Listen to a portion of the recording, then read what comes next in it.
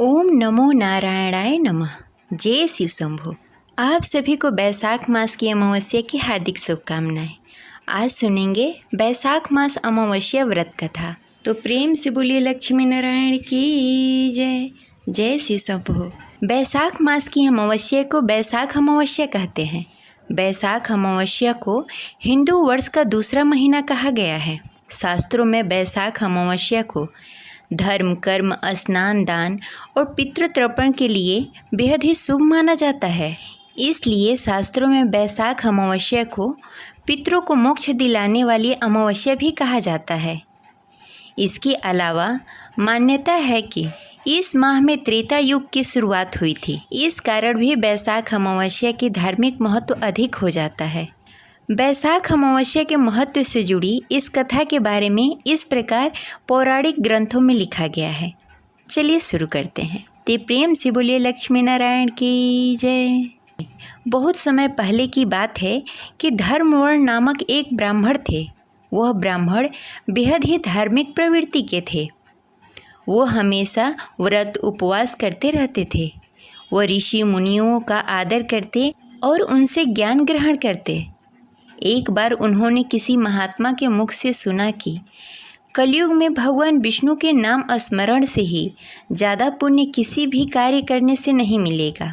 अन्य युगों में जो पुण्य यज्ञ करने से प्राप्त होता था, उससे कहीं अधिक पुण्य फल इस घोर कलयुग में भगवान का नाम सुमिरन से मिल जाता है।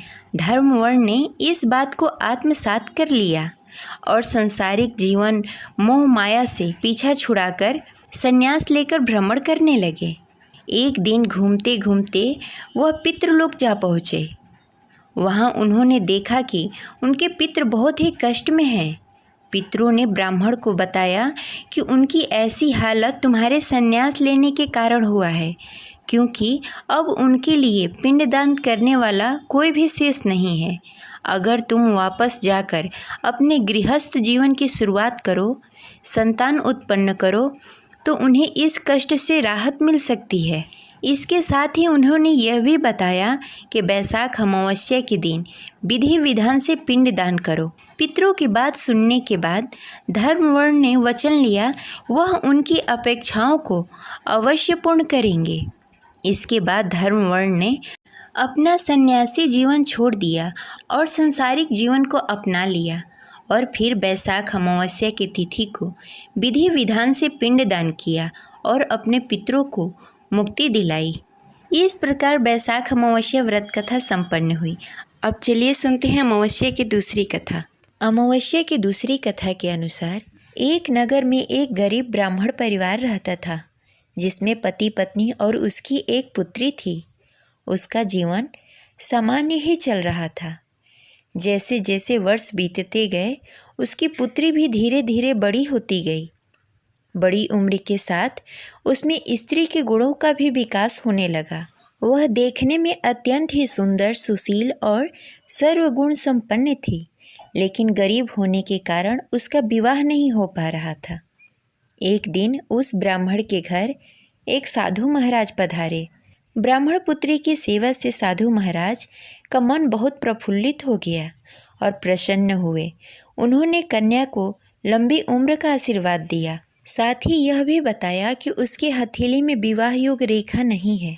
इस बात से चिंतित होकर दीन ब्राह्मण ने साधु से इसका उपाय पूछा। कन्या ऐसा क्या करे कि उसके हाथ में विवाह योग बन जाए।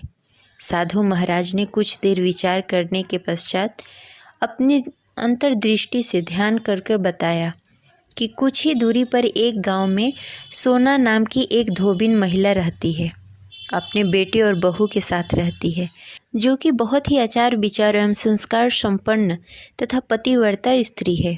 यदि यह सुकन्या उस धोबिन की सेवा करे और वह महिला इसकी शादी में अपने मांग के सिंदूर लगा दे तथा उसके बाद इस कन्या का विवाह हो जाएगा, तो इस कन्या का वैद्य योग मिट सकता है।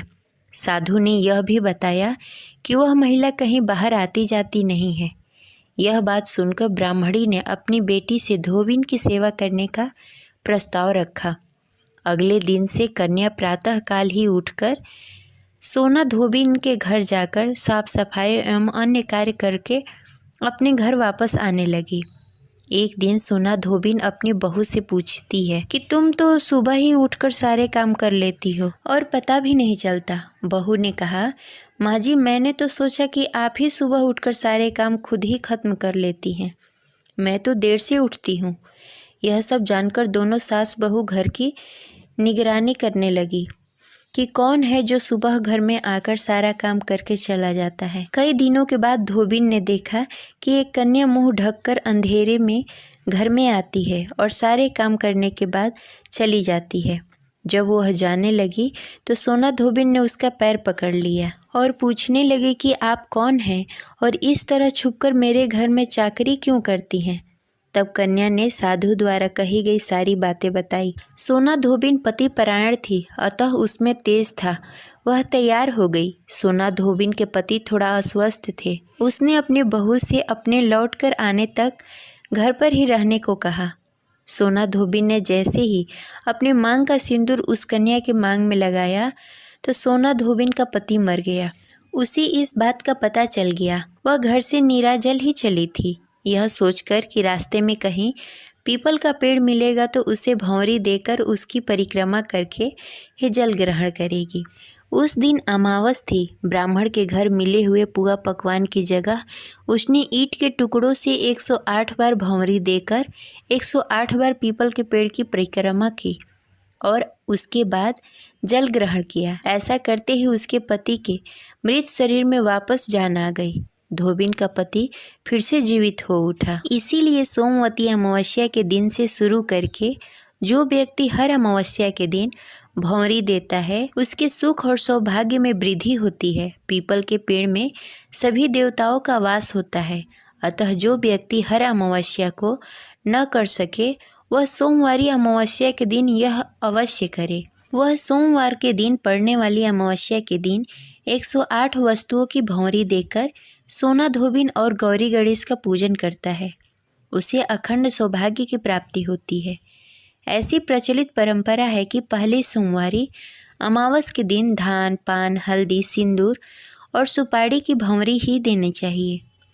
उसके बाद ही सोमवती अमावस्या को अपने सामर्थ्य के हिसाब से फल, मिठाई, सुहाग का सामान, खाने की सामग्री इत्यादि भंवरी देनी चाहिए और फिर भंवरी पर चढ़ाया गया सामान किसी सुपात्र ब्राह्मण, ननद या भांजे को दिया जा सकता है। ये रही आज की कथा। आशा करते हैं आपको अच्छी लगी होगी। तो इस वीडियो को लाइक करें और ज़्यादा से ज़्यादा लोगों को शेयर करें। मिलते हैं अगले वीडियो में। तब तक के लिए हर हर महादेव। जय शिव शंभो।